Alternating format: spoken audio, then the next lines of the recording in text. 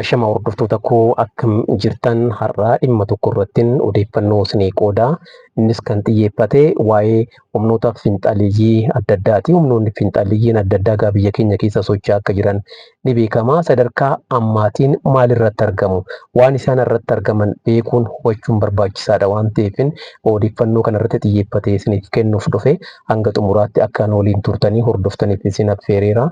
Turtii gaarii.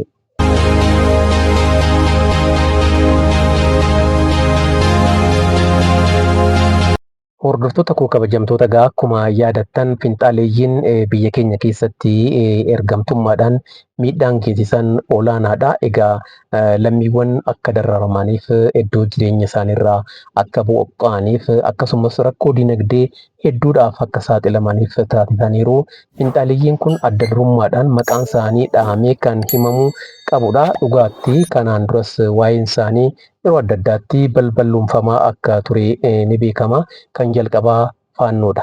Waa'ee faannoo irratti odeeffannoon isinii qooduu barbaade haala qabatamaa amma jiruun humni faannoo jedhee maqaa uummata Amaaraa deeffachuudhaan socho'aa jiru amma burkutaa'eera jechuudha. Iddoo adda addaatti egaa miidhaa walirratti geessisaa akka jiran ni beekama. Finfinnee ga'uuf jirraa 4 kiilootti deebi'uuf jirra jedhanii dhaadataa turanii kanaan dura egaa amma 4 kiilootti deebi'uun hin yaadamu, gara Finfinnee dhufuun waan yaadamu miti. Ofii isaaniitiifuu walitti deebi'anii wal fixaa jiru jechaadha. Maaliif sadarkaa kanarra ga'an jedhamee yoo ilaalamu ergamtummaadhaan socho'uu isaanii mul'isa jechaadha. Shaabiyaadhaan ergamanii Itoophiyaa burkuteessuudhaaf, Itoophiyaan akka bibittinnooftu taasisuudhaaf socho'aa turanii ergamni isaanii kun galmasaa ga'uu hin dandeenye jechaadha. Maaliif ofiifuu wal nyaachaa jiru. Sadarkaa amma irra jiraniin onnatanii Itoophiyaa bittinneessuudhaaf, Itoophiyaa irratti rakkoo geessisuudhaaf gonkumaa humna hin qabani jechaadha. Ergamtoonni kamiyyuu yeroo adda addaatti kan mul'ate xumura irratti isaanumatu deebi'ee rakkoo walirraan ga'a jechaadha. Haala qabatamaa amma jiruunis kanatu sirriitti mul'achaa jira jechaadha. Tokko tokkoon wal fixaa jiru. Kanneen kana baqatanii waamicha nagaa mootummaa fi uummanni dhiyeesse fudhachuudhaan yerootti karaa nagaatti deebi'an isaan baraaramaniiru. Kanneen didanii bosonatti hafanii fi ammoo ergamtummaan wayya jedhanii karaa badii filatan kun xumura irratti miidhaan irra gahaa jira jechaadha. Mootummaa Itoophiyaa badhaadhinaan hoogganamaa jiru mo'achuu akka hin dandeenye gonkumaa mo'achuu miti ittuu dhiyaachuu akka hin dandeenye egaa haala qabatamaan jiru kanatu mul'isaa jechaadha. Finxaaleeyyiin naannoo Amaaraa keessas ta'ee Oromiyaa keessa socho'aa jiran burkutaa'anii rukutumaaf kututti shaniin Oromiyaa keessa socho'aa turte maqaa uummata Oromoo waamuudhaan waan Oromoof qabsooftu of fakkeessitee socho'aa turte. Kuni soba akka ta'e haala qabatamaan amma irra jirantu mul'isa jechaadha. Miseensonni shanii kumaatamaan lakkaa'aman waamicha nagaa mootummaan naannoo Oromiyaa fi uummanni naannoo Oromiyaa yeroo adda addaatti dhiyeesse kabajanii fudhachuudhaan karaa nagaatti deebi'aniiru. Isaan kun baraaramaniiru. Akkuma kanneen naannoo Amaaraa yerootti deebi'anii of baraaran shaneewwan kumaatamaan lakkaa'amanis egaa karaa nagaatti deebi'anii yeroo ammaa kanatti godinaalee fi magaalota naannoo Oromiyaa adda addaa keessatti waldaadhaan gurmaa'anii hojiiwwan misoomaa adda addaa irratti bobba'uudhaan jireenya isaanii fooyyeffachaa jiru. Inni kun qalbii isaaniitti deebi'anii karaa nagaatti dhufuudhaan hojjechuu waan danda'aniif argame jechuudha. Otoo didanii diddaadhaan akkuma ba'anitti itti fufanii carraan isaanii akkuma haala qabatamaa amma jiruun warra faannoorra gahaa jiru kana ta'aa ture jechaadha.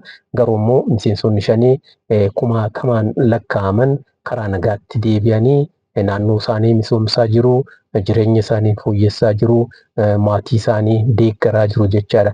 Kana kan ta'uu qabu gara fuulduraattis burjaaja'anii waan hin taanetti seenanii kanaan dura amma garuu of sirreessanii karaa nagaatti waan deebi'aniif haala gaarii irratti argamu.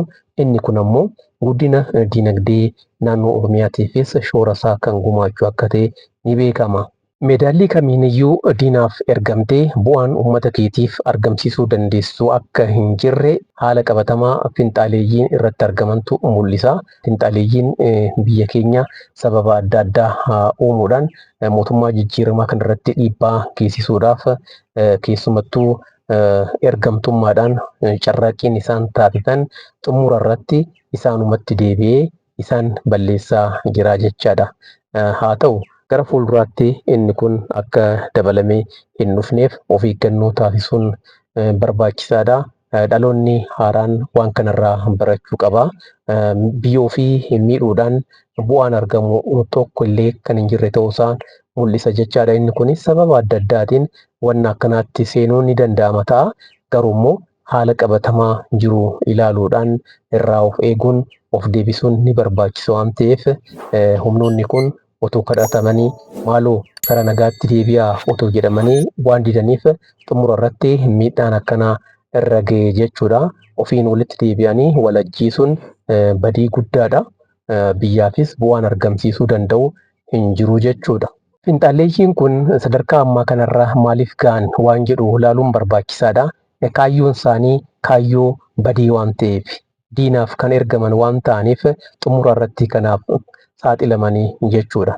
Kallattii sirriidhaan dhugumaan ummataaf hojjetu otu ta'ee kaayyoo qabu otu ta'ee sadarkaa kanarra hin ga'an turanii jechaadha.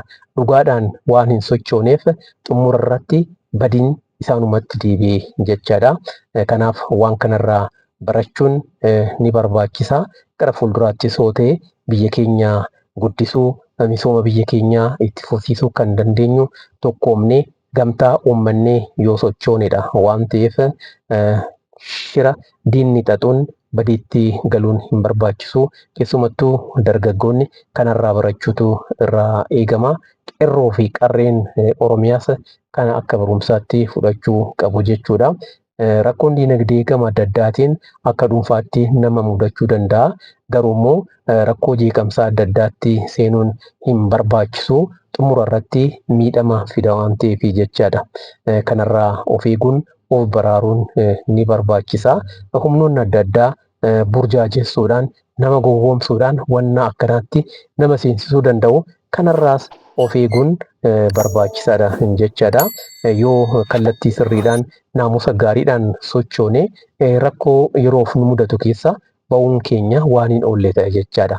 Haala qabatamaa haala mijaa'aa biyya keenya keessa jirutti fayyadamuudhaan yoo hojjenne nuu darbuu danda'a jechaadha. Rakkoon hin jiru kana ilaaluun ni barbaachisa. Kabajamtoota hordoftoota koo waan na dhaggeeffataniif waan na hordoftaniif hedduun isin galatoomfadha. Nagaatti fayyaa ta'a.